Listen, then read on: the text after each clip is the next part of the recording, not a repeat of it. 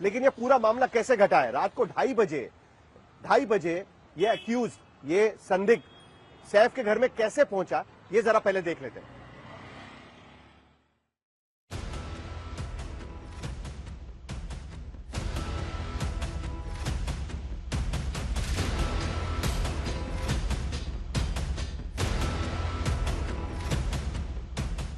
सतगुरु शरण अपार्टमेंट, बांद्रा, मुंबई।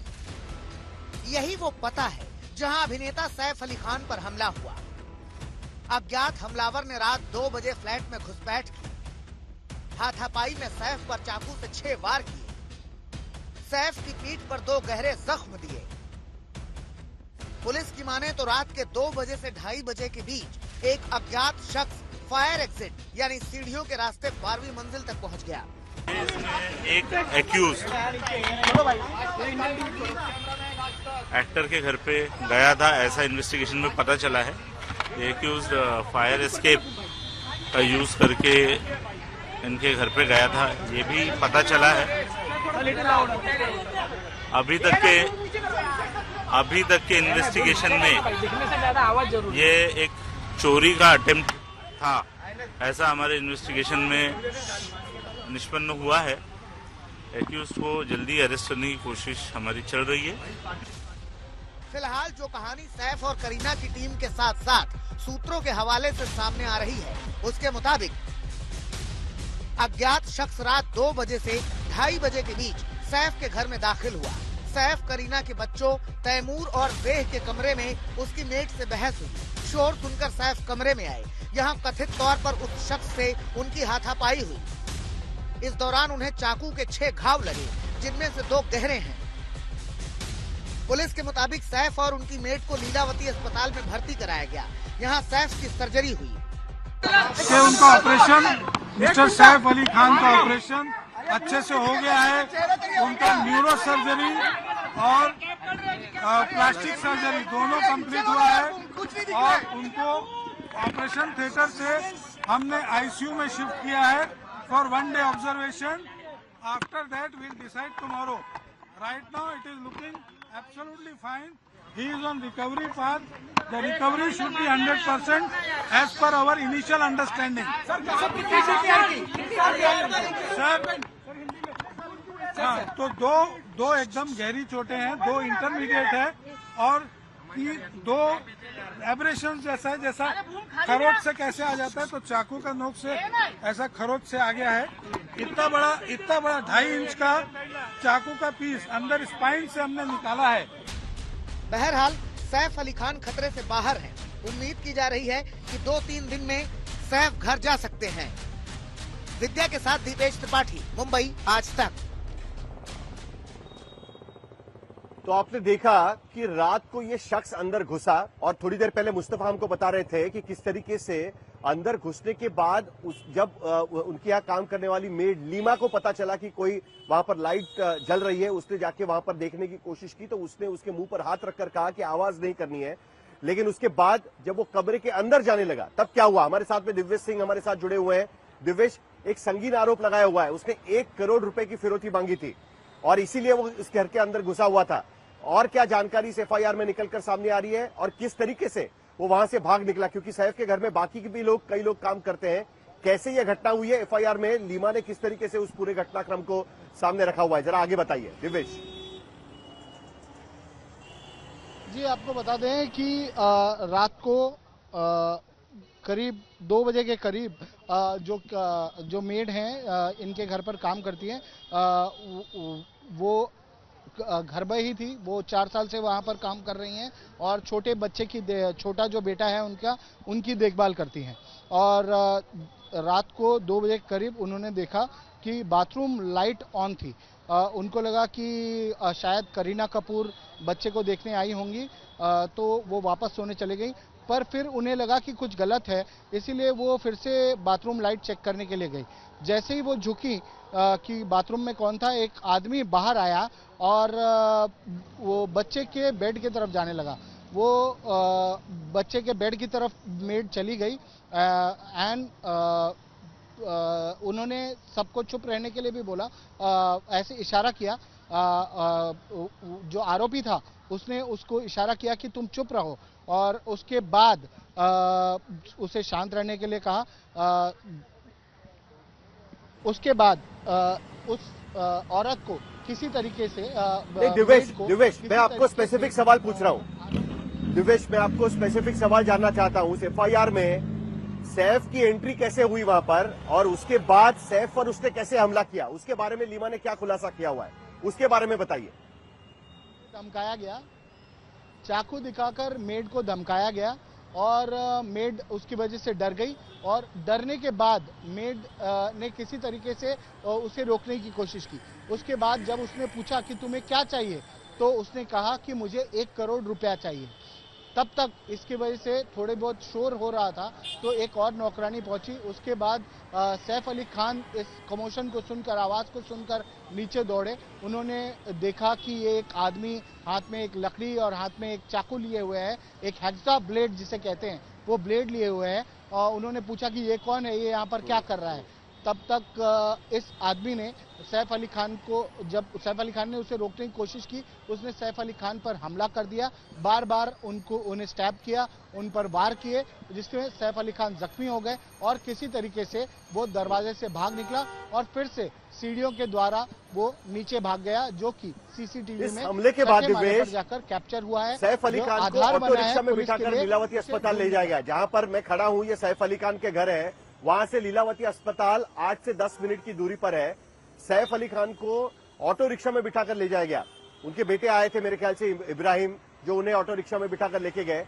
क्या घर पे कोई था नहीं कि जो गाड़ी में डालकर उन्हें ले जाए? इतनी रात को ऑटो रिक्शा ढूंढना, लेके जाना, ये सब कैसे हुआ? पुलिस की जांच में इसके बारे में क्या जानकारी निकल कर आ रही है? देखिए, अभी ये पुलिस की जांच में इस बारे में अभी तक ज्यादा अधिकृत जानकारी नहीं है। जो स्टेटमेंट में सामने आया है कि उस वक्त इब्राहिम नीचे आए, और इब्राहिम ने जल्दी में सैफ अली खान को जल्द से जल्द अस्पताल पहुंचाना ये जरूरी समझा, और किसी तरीके से उन्हें नीचे ले गए, और वॉचमैन की मदद से उन्होंने एक ऑटो रिक्शा बुलाई और ऑटो रिक्शा से तुरंत निकल गए। अगर वो गाड़ी निकालने जाते, पार्किंग से निकालने जाते या ड्राइव करने जाते, उसमें काफी समय जा सकता था। तो शायद उन्होंने उस वक्त जो जरूरी समझा, उससे समझकर उन्होंने ऑटो रिक्शा लिया, और ऑटो रिक्शा को लेकर वो तुरंत ही लीलावती अस्पताल पहुंच गए, और जो टाइमली उन्होंने उनको अस्पताल पहुंचाया, जिससे और इसी लीलावती अस्पताल में सैफ अली खान पर सर्जरी की गई। उनके जो रीढ़ की हड्डी के यहाँ पर जो चाकू का हिस्सा घुसा हुआ था, उसे निकाल दिया गया, और अब सैफ अली खान सेफ है, ऐसा माना जा रहा है। लेकिन लीलावती अस्पताल में कई सेलिब्रिटीज का तांता लग गया सैफ अली खान की हालत जानने के लिए, उनके हालचाल पूछने के लिए। वहां पर कई लोग पूछे, हर किसी के मन में यही सवाल था कि इतना बड़ा सुपरस्टार अगर खतरे में जा सकता है तो आम लोगों का क्या होगा? उसके घर में अगर कोई घुसकर हमला कर सकता है तो आम लोगों का क्या होगा? आइए देखते हैं कि कौन कौन सैफ अली खान को मिलने के लिए पहुंचा था लीलावती अस्पताल।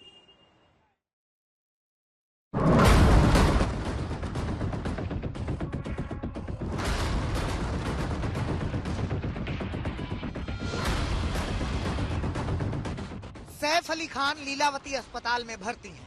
उनका इलाज चल रहा है, और उनके चाहने वाले, उनके परिवार वाले, दोस्त और परिजन लगातार उनका हाल जानने लीलावती अस्पताल पहुंच रहे हैं। दोपहर में करीब 1 बजे के आसपास करीना कपूर अस्पताल पहुंची। सारा अली खान अपने भाई इब्राहिम के साथ अस्पताल पहुंची। रणबीर कपूर भी आलिया भट्ट के साथ सैफ का हाल जानने पहुंचे। करिश्मा कपूर, कुणाल खेमू और सैफ की बहन सोहा अली खान भी सैफ का हाल जानने पहुंचे। सैफ अली खान पर हुए जानलेवा हमले के बाद बॉलीवुड में हलचल है।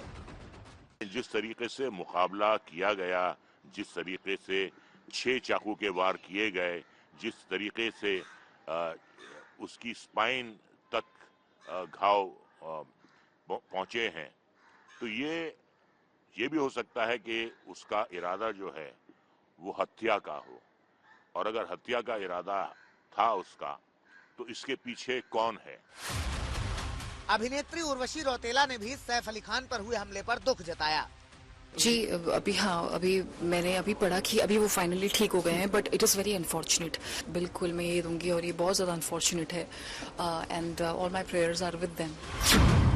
फिल्म निर्माता अशोक पंडित ने भी सैफ अली खान पर हुए हमले को दुर्भाग्यपूर्ण बताया है।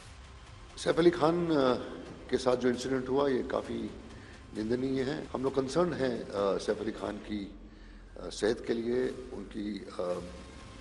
उनकी फिजिक के लिए और उनके साथ जो अटैक हुआ। सवाल ये उठता है कि उस बिल्डिंग की सिक्योरिटी क्या कर रही थी। अभिनेता कार्तिक आर्यन ने भी सैफ पर हुए हमले को शॉकिंग बताया है।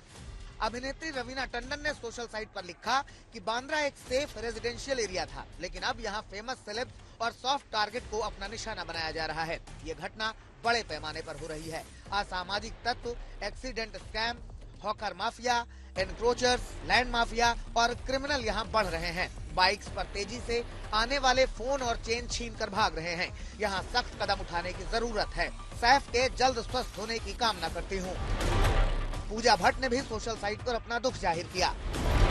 खबर जब से सुनी है दुख हो रहा है। ये इस तरह का बांद्रा क्षेत्र में तीसरा मामला है जो मैंने हाल ही में सुना है। बीते रोज मेरी भतीजी के बुटीक पर भी हमला हुआ था। इन लोगों को कौन हवा दे रहा है जो इनमें घरों में घुसने की हिम्मत हो रही है? हमारी सुरक्षा कहाँ है? मैं लॉ एंड ऑर्डर पर गंभीर सवाल खड़े करती हूँ। कुल मिलाकर सैफ अली खान पर हुए हमले से पूरा बॉलीवुड हिला हुआ है। सबको सुरक्षा की चिंता सता रही है। विद्या के साथ दीपेश त्रिपाठी, मुंबई आज तक। तो सैफ अली खान पर मुंबई में हमला होता है, लेकिन उसके साथ साथ सियासत मुंबई से लेकर दिल्ली तक चलती है। विपक्षी पार्टियों ने सरकार को घेरे में लेने की कोशिश शुरू कर दी है। मुंबई में, महाराष्ट्र में फडणवीस सरकार को और दिल्ली में अरविंद केजरीवाल ने प्रेस कॉन्फ्रेंस कर केंद्र सरकार को घेरे में लेने की कोशिश की है। आइए देखते हैं। तो वे रात को घर के अंदर घुस के कोई चाकुओं से हमला कर दे तो ये वहां की राज्य सरकार और केंद्र सरकार के ऊपर बहुत बड़े प्रश्न चिन्ह खड़ा करता है। इसका मतलब दोनों सरकारें लोगों को सुरक्षा देने में नाकाम रही हैं। और बॉम्बे के अंदर ये पहला इंसिडेंट नहीं हो रहा। इसके पहले सलमान खान के यहां शूट आउट हुआ, बाबा सिद्दीकी का मर्डर कर दिया गया। बाबा सिद्दीकी तो इन्हीं के एनडीए के पार्टनर हैं। उनका मर्डर, दिन दहाड़े मर्डर कर दिया गया। अगर सेलिब्रिटीज, इतने बड़े बड़े देश के सेलिब्रिटीज ही सुरक्षित नहीं है, अगर इतने बड़े बड़े देश के सेलिब्रिटीज को भी भारतीय जनता पार्टी की डबल इंजन की सरकार सुरक्षा नहीं दे सकती, तो एक आम आदमी की तो सुरक्षा की बात ही क्या करें।